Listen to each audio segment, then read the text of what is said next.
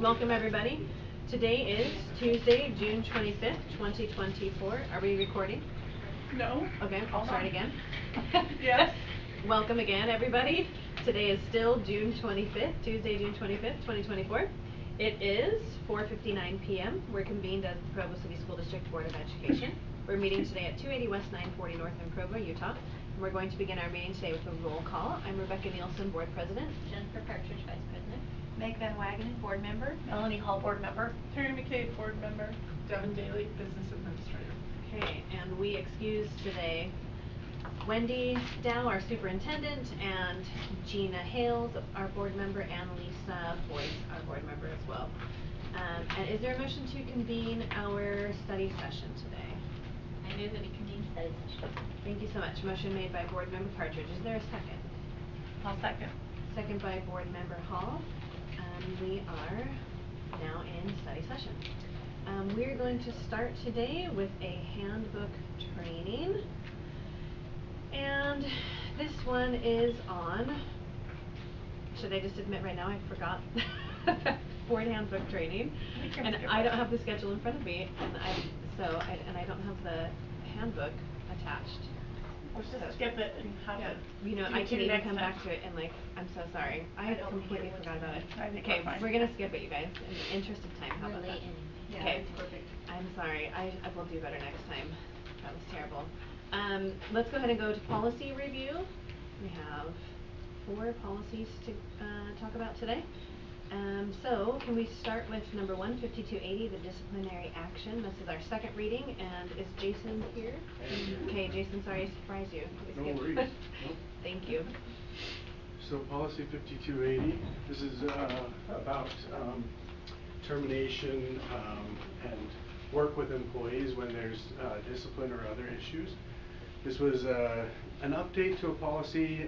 In some ways it was kind of a rewrite because the policy had been written so long ago prior, and we had gone through this with the board a couple of different times. We put it out for the reading, and I don't believe we got any feedback on it. Okay. Does anybody have any additional questions or commentary for Jason or for the board regarding policy 5280? Thank you so much. Yeah, thank you. Thank you. We will be voting on that later tonight. All right, policy, actually a quick update about the sensitive materials policy. And Doug, you have the next 2. Actually, after that, we'll take an update on the safe schools policy as well. Okay. Yeah, thank you. This is again the second time we've had this on the agenda. This is, as you read it and reviewed, and we got into the weeds a little bit on the wording last time. I appreciated the feedback we had that it runs pretty legal because it was taken right from the House bill that was recently passed. Since our last meeting, I've benefited from being able to initiate some contact with the State Office of Education, which is digging in as well, creating some guidelines, creating some timelines for essentially the process behind this procedure. And it's been pretty helpful to read through those, just kind of received those last week after the state board met.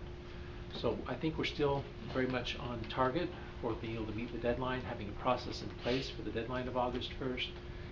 And what we'll be doing in the meantime through the month of July is probably preparing a very accessible complaint form, an appeal form, process that outlines the kind of the training for both the objective as well as the subjective sensitive materials review, and just make sure that we're all squared away.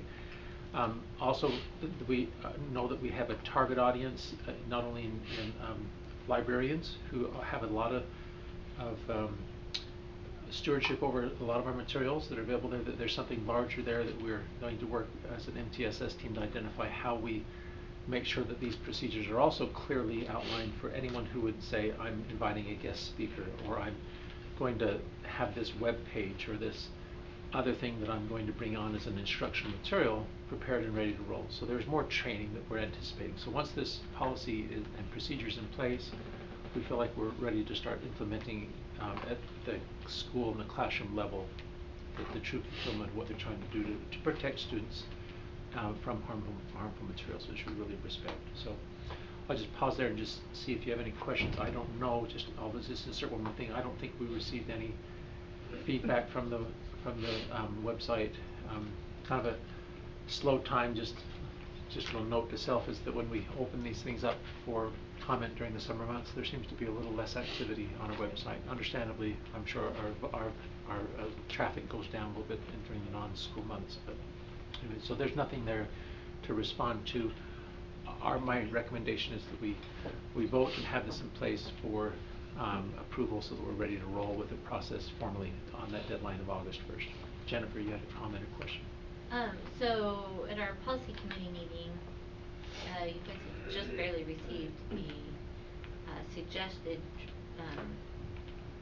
draft or whatever from the state, and you hadn't had time to compare what we had already drafted with what the state was recommending. Have you guys already gone through that, or are you still going through that process? Still going and refining a little bit. I think that its structure, I guess if I want to call it the scaffolding, is still very anchored in state code.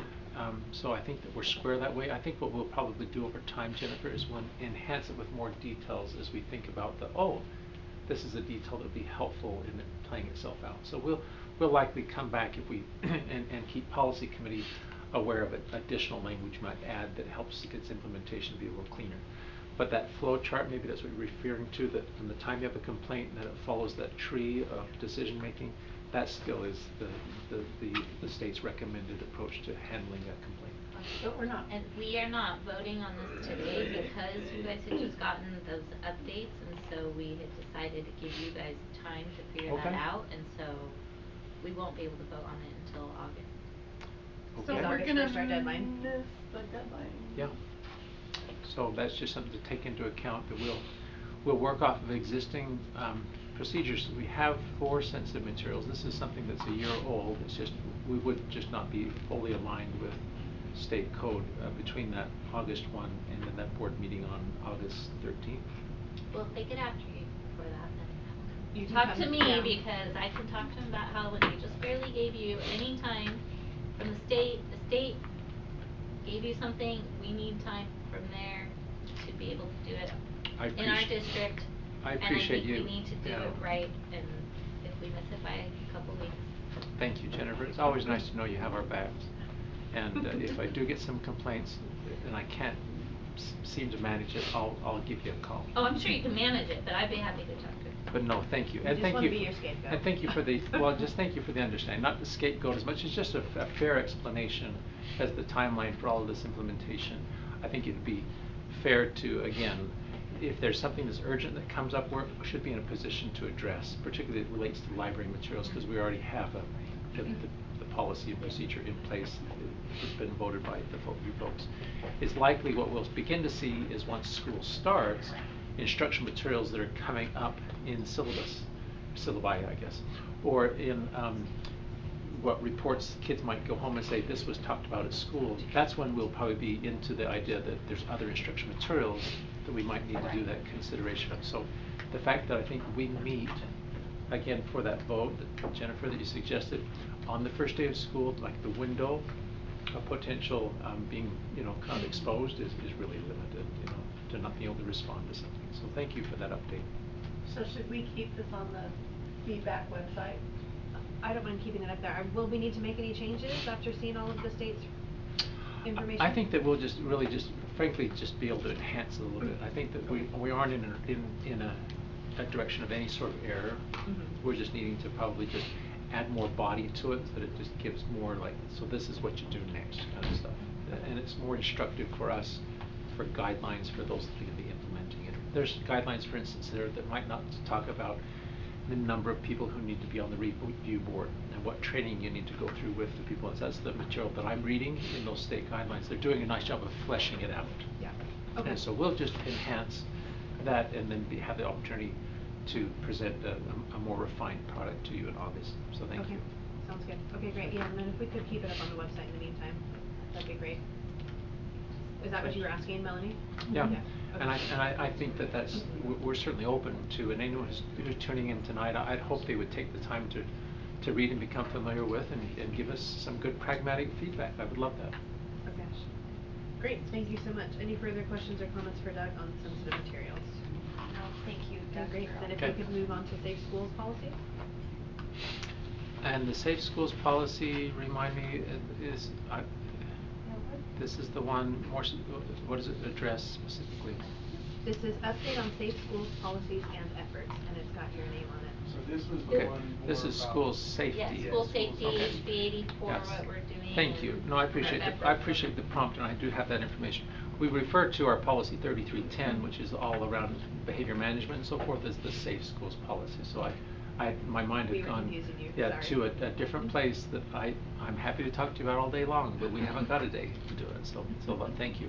So I'll give you just a little bit of an update on what is happening as it relates to the House bill that's been passed.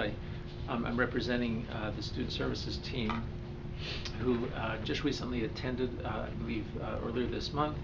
A large number of our employees and directors were able to attend the state office's Safety and Security Conference.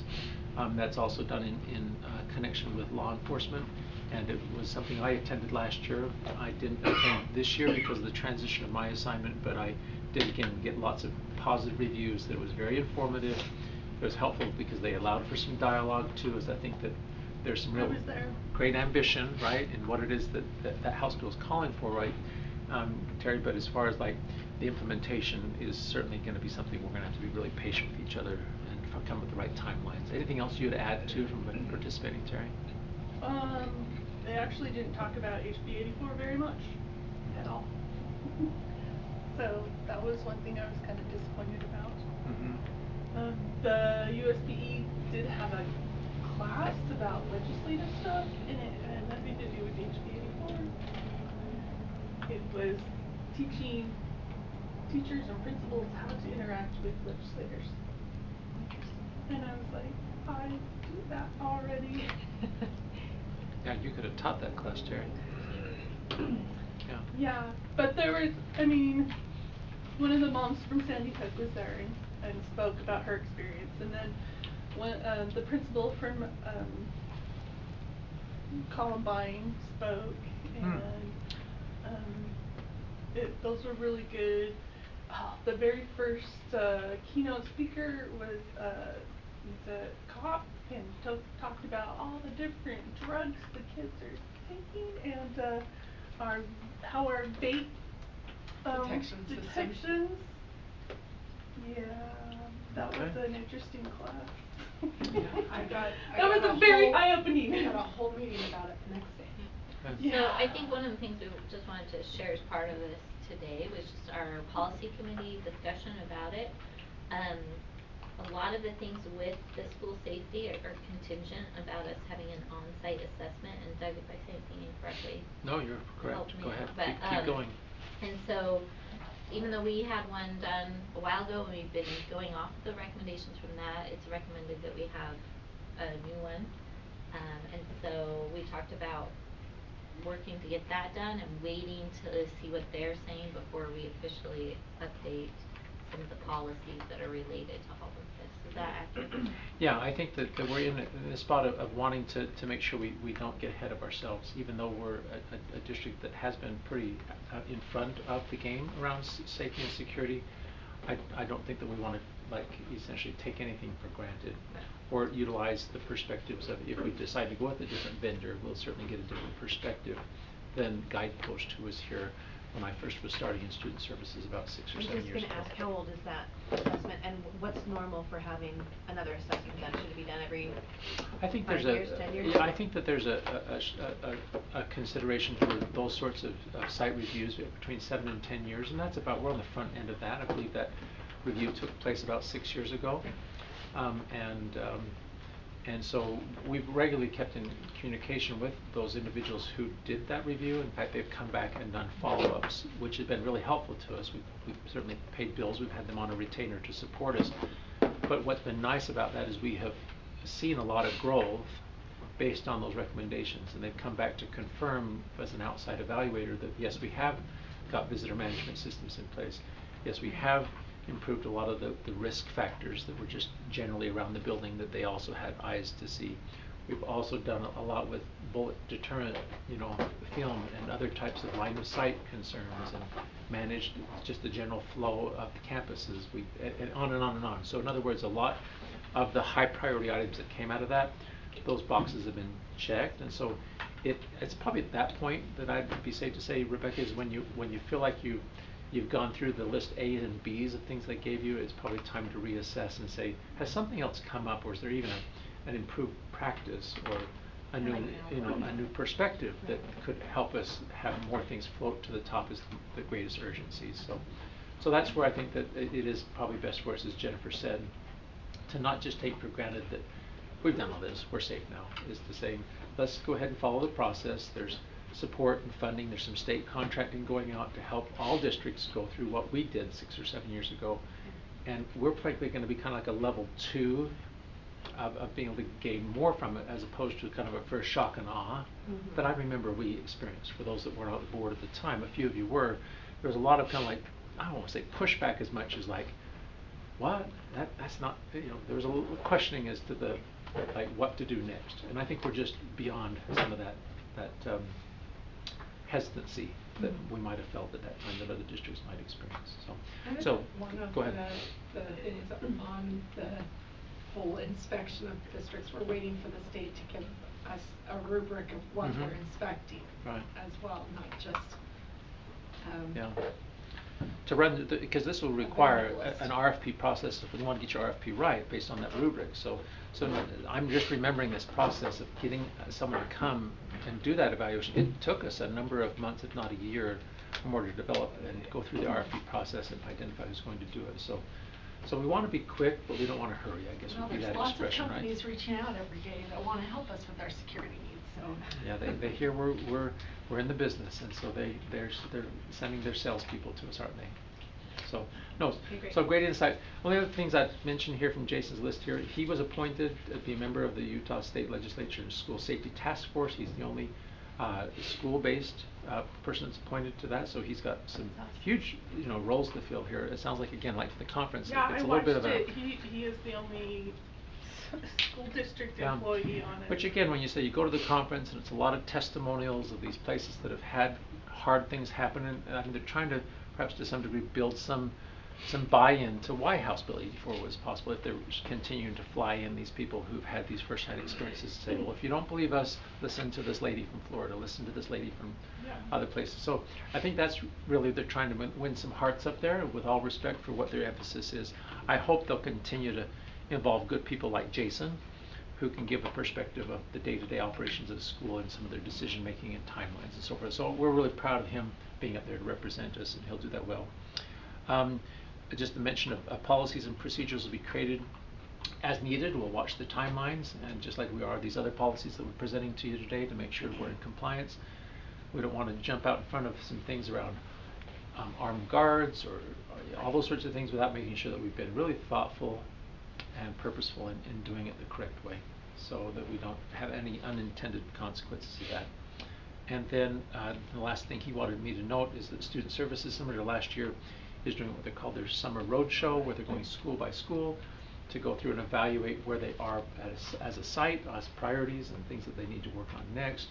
And he's just working school by school through the 18 schools to make sure that they have his attention and the attention of the Student Services team to meet their needs at the school as it relates to safety. So that saves us a lot when it comes to August, when people's minds have shifted to, I've got all these new teachers coming back, I've got the kids coming back in a couple of weeks, and it's harder sometimes to have the bandwidth to think about looking at your facility and the things that make it, things really safe and secure within your building. So he's capitalizing again on the summer months, school by school, setting up appointments and doing these individual visits and trainings, which I think is really wise. So, any additional comment or question, and I can Nope, that's very helpful. let you go. Okay, thank you. Thank you, Doug.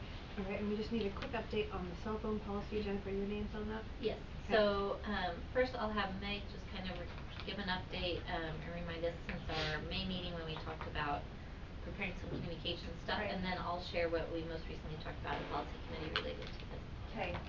So a few weeks ago, I crafted like a letter that we could send to the community, basically, just to kind of talk about why we want to do a cell phone policy, that we're working on it, and try to kind of bring more people into the conversation. Shauna was so wonderful to include that in the newsletter.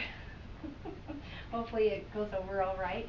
I think when I was crafting that, I think most importantly, thinking about this, I do think that it's important that we don't just say, cell phones are bad, but yet we all are using them all the time, right? Like that just doesn't, I don't think that's gonna be helpful in our efforts, with our students and with our parents and our families. And so I think that was kind of the spirit of communicating out as a board specifically, not necessarily just the district, but as a school board, this is why we are prioritizing wanting to roll out a cell phone policy. So that will be in the newsletter, and you guys all saw that. And then as well as included a list of just the resources we've been using as we've talked about cell phones in schools and like the whys of why a policy is potentially useful and effective, right? I think I also included in that ways that we can, when school starts, engaging with our communities, school communities, parents, about the policies. I do think some of us have received feedback, right? And surprisingly, overwhelmingly, most people I've received feedback from are like, yes, please, let's do something about cell phones. Admittedly, I have thought a lot because, on the other hand, it is us parents who are giving our kids these cell phones. Myself included. I just asked my kids, I'm like, can we switch you, or my oldest, how about you want a flip phone? She's like, no. Anyway, that's neither here nor there. But bringing people into the conversation, I do think that if we want it to be effective and have the outcomes that we want, we need to just do it well as opposed to just rushing it. So I kind of outlined as well, like what are ways we can engage school community councils, our PTAs, and I think it would be helpful if we had some guiding talking points about the whys. And I do think Wendy made a good point that it would be something good for us as board members to work with our school community councils at our schools or PTAs, and we kind of take on some of that to help answer questions and whatnot. And I do think one thing too in that kind of brief summary that I sent to everybody, our middle schools do have strict cell phone policies. So I do think we should, and they both Brooke-Ann and Tommy spoke about the significant changes they feel like the impact it's had on their schools. So we could really use them to, I don't know, talk about like almost as testimonials, right? And why it's been important to their school communities, and ask them, use them as resources. That is happening in our district in some places. That's great. kind of that sounds great. that piece of it. Okay, So. and then a couple weeks ago we had our policy, or a week ago we had a policy committee meeting. We talked about doing a survey for our community, that we get it ready and then have it sent out soon after school starts, once everybody's back and kind of tune back in. We'd close it by mid-September, and then the end of September we will have our all-day board meeting, and so we could use that community feedback to adjust what we already have as our draft policy.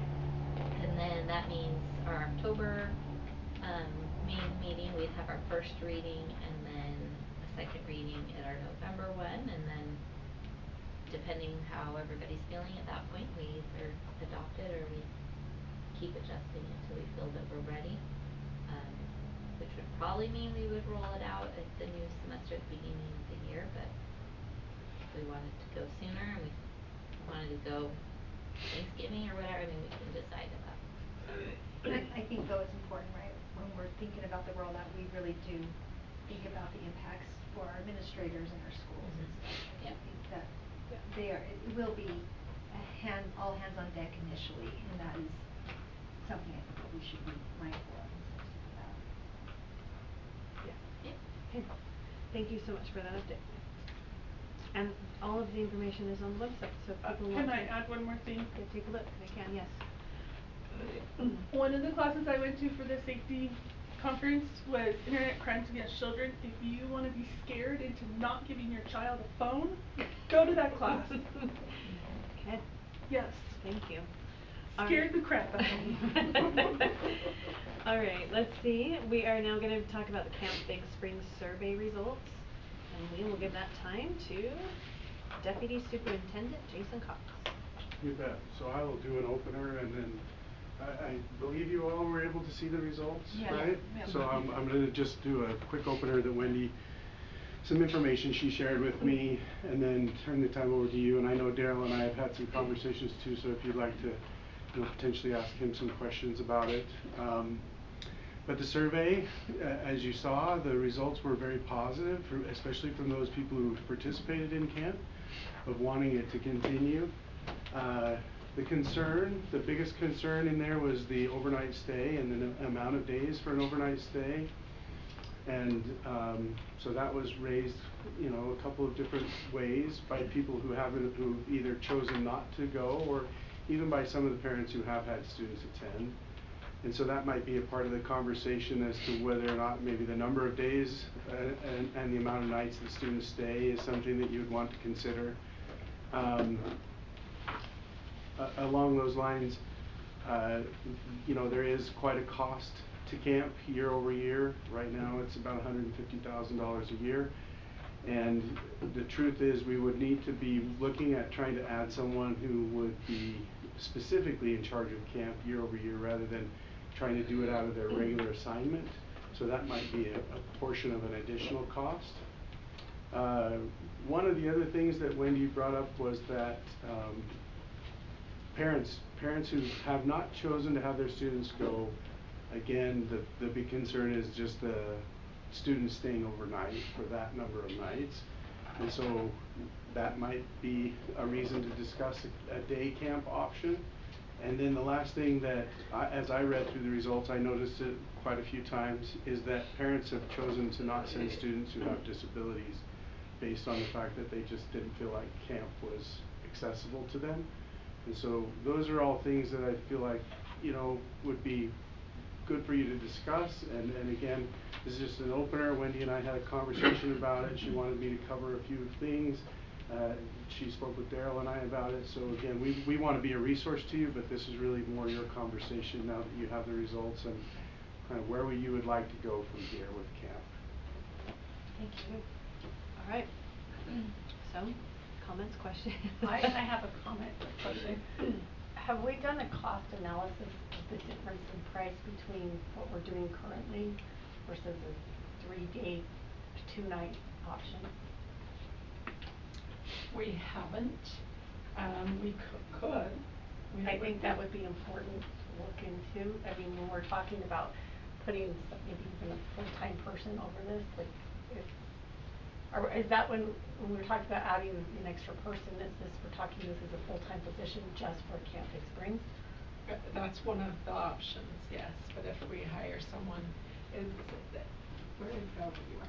that one of the thoughts, is to do it full-time, or is it just something to specify that they have an assigned, even extra days to do over the summer? And so currently, there have been a couple of different options, but it's been looking at hiring someone specifically for camp and what that cost would be, because it's not a full year, but it is full-time for a portion of the year. So the estimate on it was about between $35,000 and $40,000 for that person. If we went that route, what Devin mentioned is a possibility, but it is difficult to say this is in addition to your assignment. If we have a teacher and we chose to add, it would be basically adding that amount that we just talked about, because that much more work is added to that person to prepare for camp. Camp preparation starts in January and works all the way through up until they head up and start camp on the first week, and then there's all the tear down that will start happening after this week where they finish camp. So is that something even a teacher can take on? I mean, that seems like a big assignment. That's why it would seem more appropriate to be a totally separate person with a single assignment, because again, if you taught all day and then had to do that additional work at night, it's a big ask. Yeah, right. It is. You know, you can attest to that. Yeah. Okay. And so right now, like, Chad oversees it, is that correct?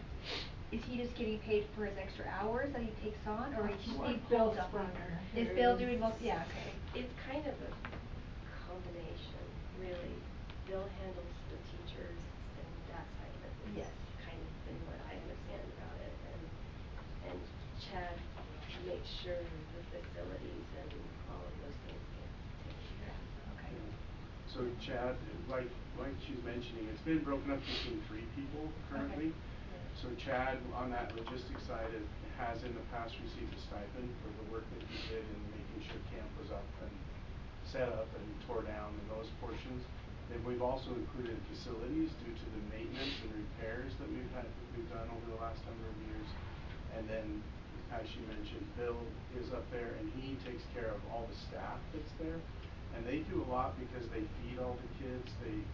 There's all that work where they have to be trained and making sure that all those safety requirements are met too. How to even do serve safe and those kinds of things so kids have good meals while they're up there. Right.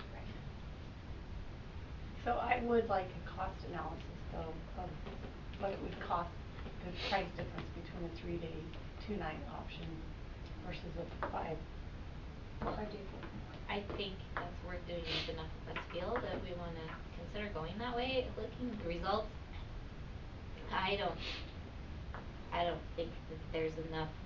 I disagree. There were 30 people who said there was a difference of about 30 people between the 5-day and the 3-day, and plenty of comments on the value of those who have sent their children for the 5-day of the benefit of being gone that long.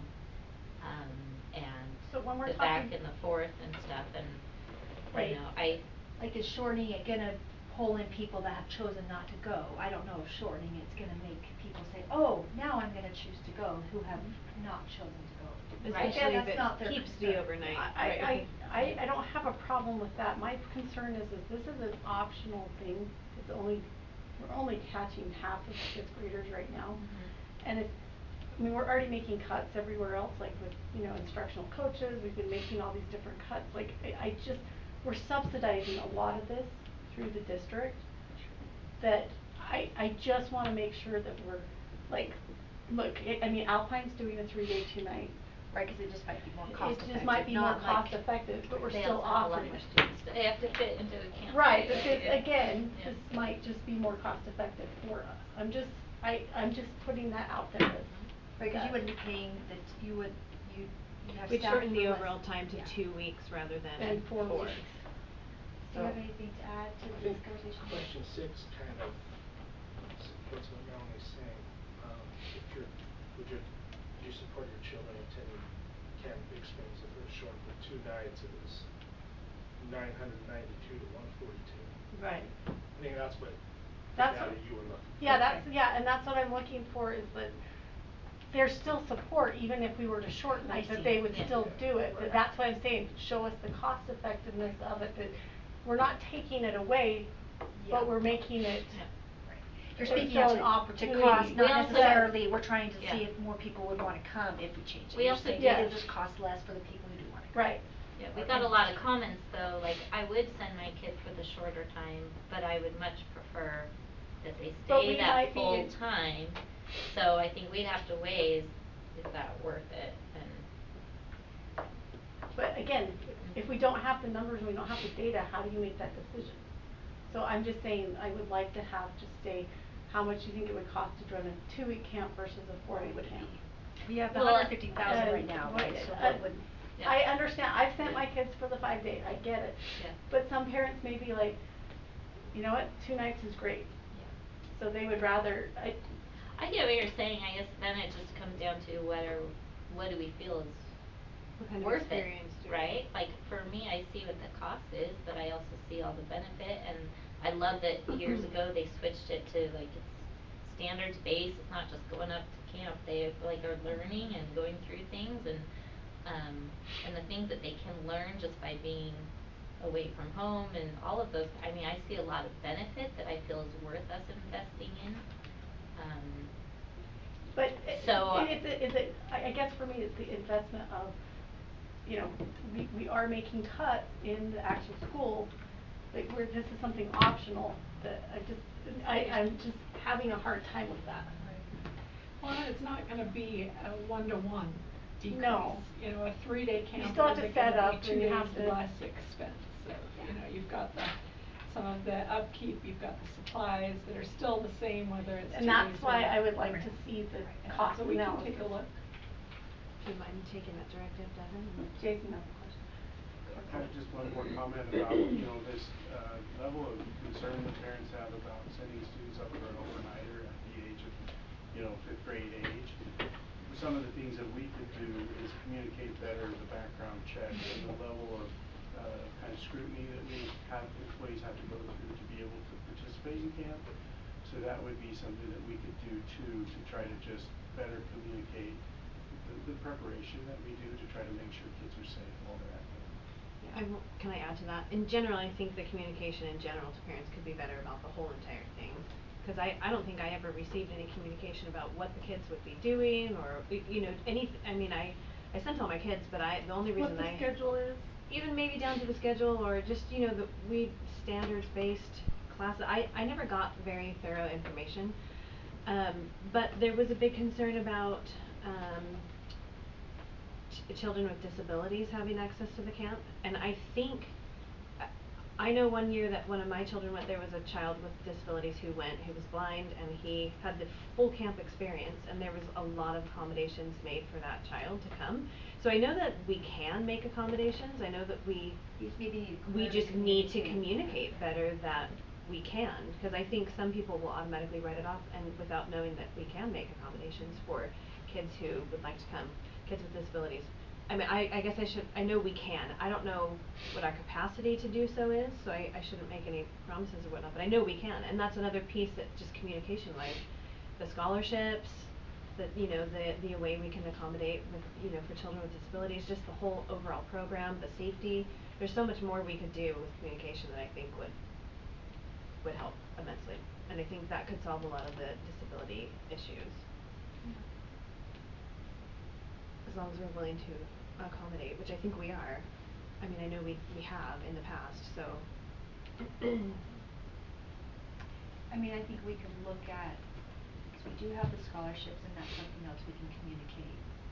Increase, or just continue to communicate to families, but we could go up on the cost, the price, you know, $150 is deal for a 5-day camp. Unless your family can't afford even that. No, right, I agree with that, so that we do have, we do give, we can help families Like who a need it. foundation Yeah, that so provides support. for those that can afford that, I think you could go up, that's all. Yeah. I don't But clearly disagree. communicate that if this is an access concern when we have these other resources. Yeah, I mean, I do think it provides a unique experience, for our students, that is worth keeping. That's I agree. what I think. And, yeah. I agree, I have no desire to get rid of it, I think it's a super valuable experience for kids. I mean, shortening it, I can understand if it's like a huge cost savings and whatnot. The one thing I just wanna push back on, Melanie, is that we're not always cutting, right? It feels extra important this year because we are making some cuts. But we did make cuts, Yeah. I'm just saying, No, like, we if did, families, absolutely. yeah. I'm not saying we didn't, and I'm just saying there are years where we don't and it doesn't feel so terrible. You know, I think it feels extra glaringly terrible right now because we have made some cuts. We don't always do that. Anyways, I'm not saying that that's not relevant. I'm just saying I think it feels extra relevant at the moment, and then sometimes it is and sometimes it isn't. But I'm totally open to looking at shortening it if it really is a big cost saver and if this is really a crazy big expense to the district. I don't mind doing that, but I think we should keep it. I think we should. And that's all I'm asking is I'd just like Yeah. to see what the cost Like what difference we is, could- like, you know, I'm not saying get rid of it. Right, I no. had my kids go through it, my husband went through it. Yeah. Like this whole thing, you know, so I'm just saying, we may have to just take the realities into check, either we have to raise the prices Mhm. or, you know, which then makes it less attainable for some families. Mhm. Yeah, I'm just saying, like, we need to look at, you know, the cost of this altogether, and if we're adding on a full-time employee for this too, which I understand the need for it, that just adds more to the cost. Yeah. So. Okay. I'm just looking at Wendy's feedback here and seeing if there's anything more. We talked a little bit about special needs, that are not participating. Anybody have any other thoughts on that? I think communication there is just missing because I think we can accommodate. Any other thoughts there? The only thing I could ask, and maybe Devin could speak to this, is like if you had a student that was in a wheelchair or something like that can't hike up, would risk management allow them to go in a vehicle up, one of our vehicles be taken up or something like that? I think the camp is wheelchair accessible. Is it wheelchair accessible?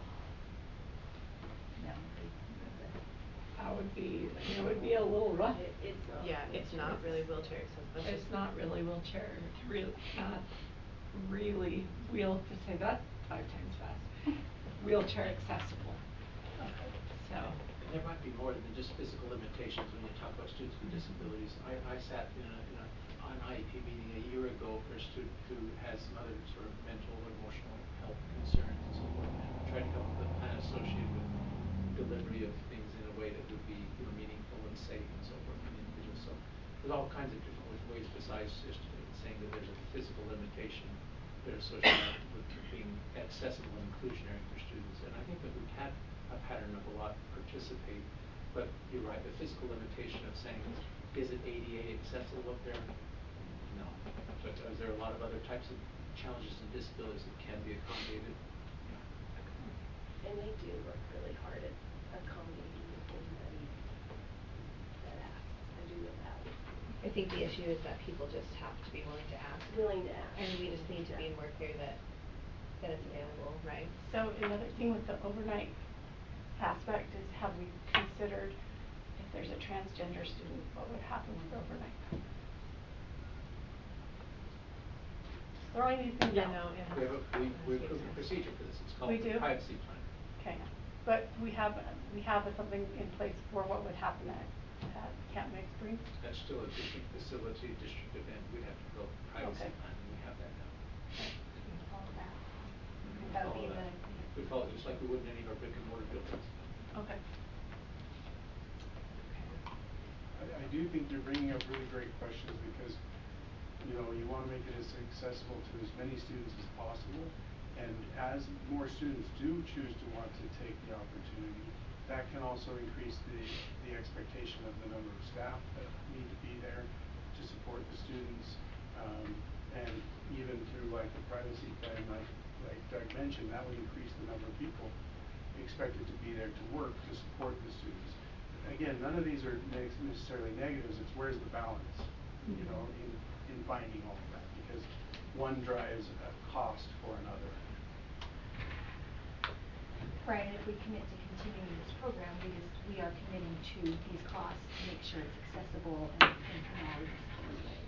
That's part of that. And more inclusionary as well. I think that was one of the things that Melanie said, that the fact that we're maybe less than 50% participation, but what's the real ask as to how more people might feel like it's available to them to be worthwhile, so there aren't barriers to their participation.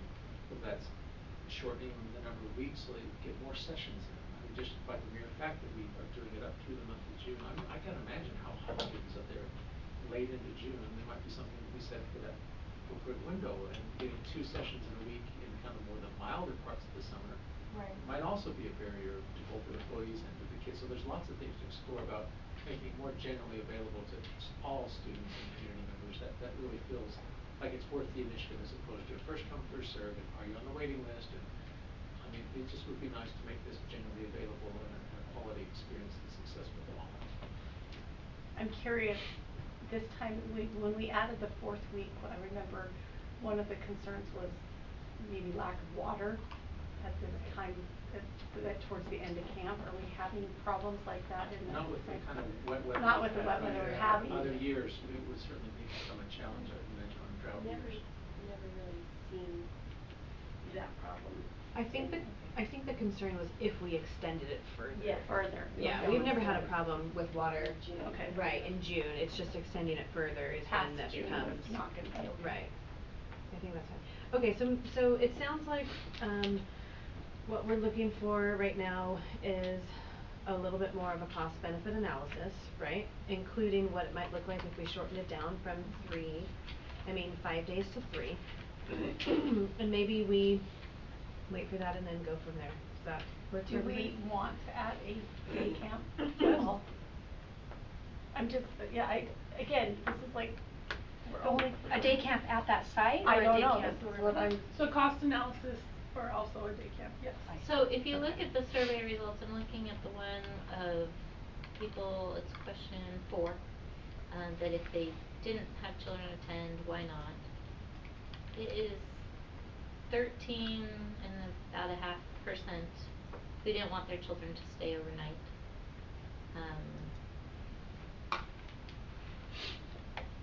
And then there's some people who had other, and so maybe some of those are in the other as well, but I mean, that's a really small percentage of people, and again, this is to an optional thing, as Melanie said earlier. The rough math on that is just add a 0 to the end of the percentage, so that 13%, so it's about 130 students, right? There's about 1,000 kids per cohort group, so it's representative of that number, that there was about 130 kids who would say a day camp would be great.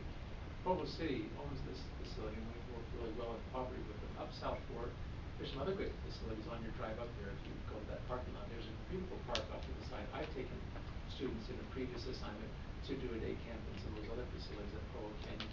It worked out to be quite wonderful as far as some experiences we had with our 5th and 6th graders. When I worked in the other district, then the other camps would close.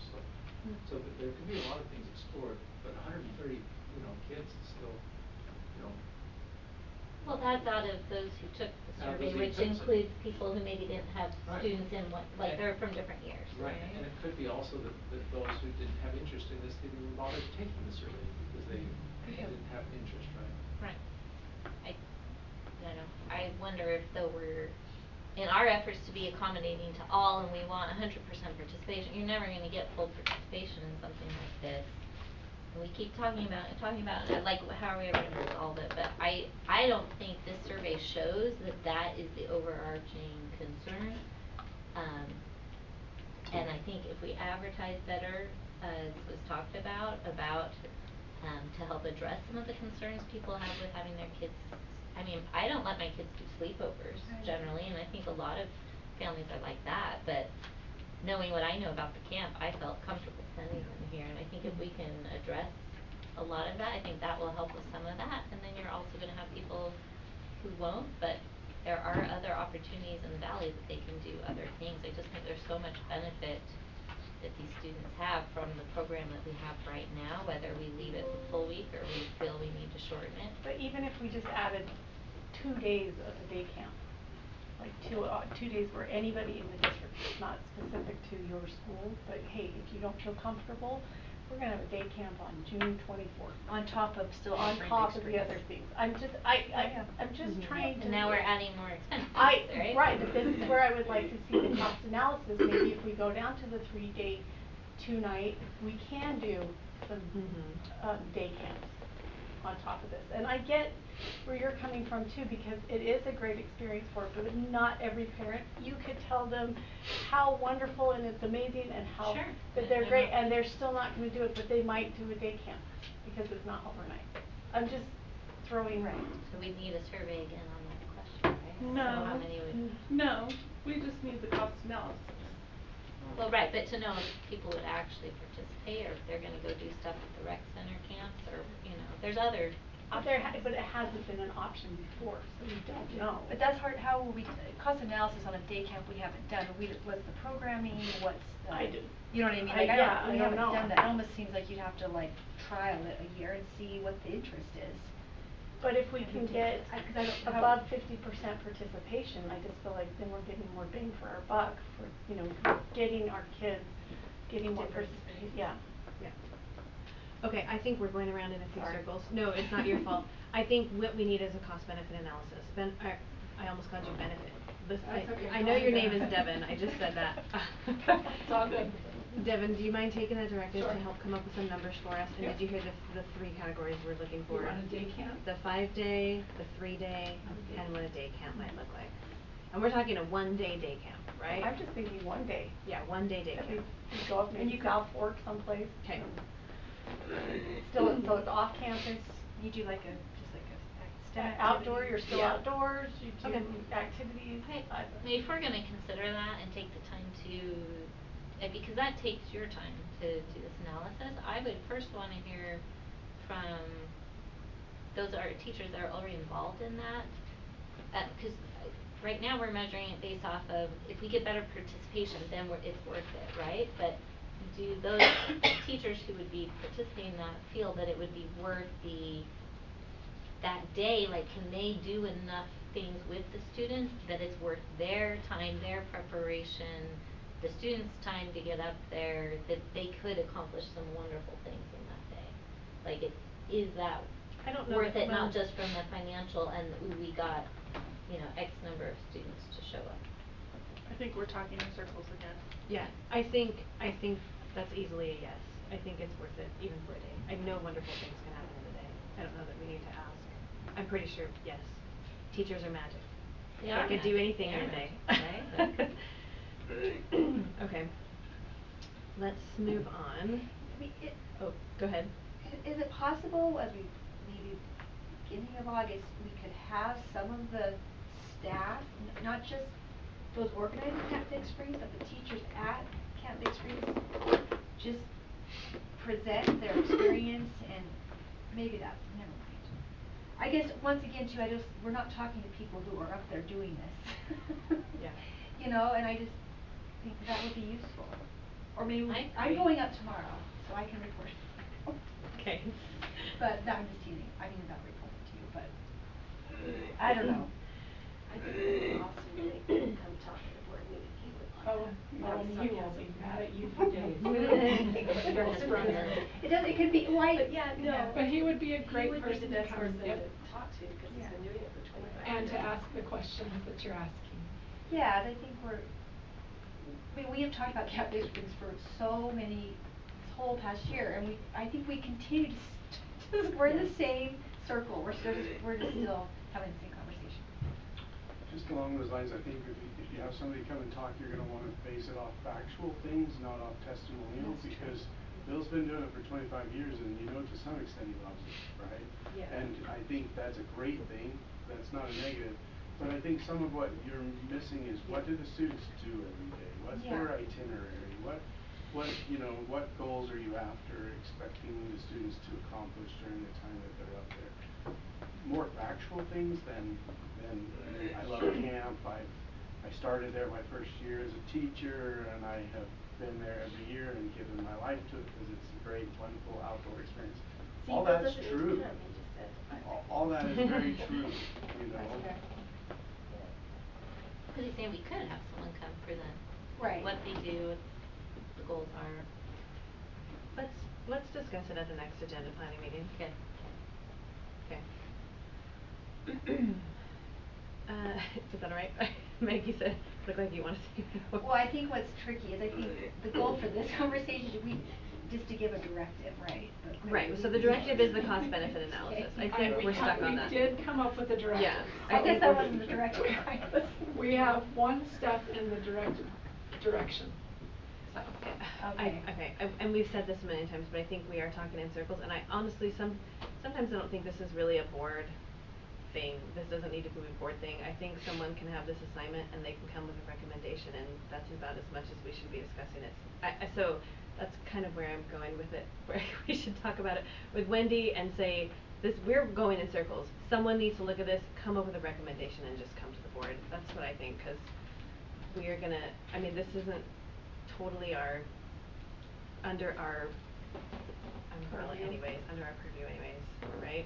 So, that's what I think. Well, it's under the budget. Budget, right, which yeah. Again, so. Okay. All right, let's talk about the budget review. Devin, we're gonna finally vote on it today, so. Well, we voted on one piece of it last week. This is the last piece. So, we just neglected to put the approval of the final budget and the amended budget for FY24 on the approval. So, we're not gonna go over a 10, but again, I am gonna eat my words from the last time. Because the county did change the tax rate, again, the day it was due. Well, whether or not they can, they did. So, and were they allowed to do it after, not after it's due, but they did it the day it was due. So they were given, no, this is our final rate. This is our final answer. So I'm just gonna go over a couple of those changes. so that you can see what some of those differences are. So you don't have to go through the whole Nope, budget. you're not gonna go through the Okay. whole thing, cause it's like beating a dead horse a little bit. So the property tax rate ended up at 0.007208 instead of 7284, or it was before. So the interesting part of this basic rate, this is the district portion of the WPU. So if our revenue went down on this, then the state revenue would go up.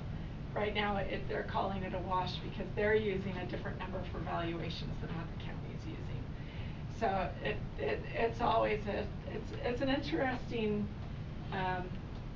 process that they use.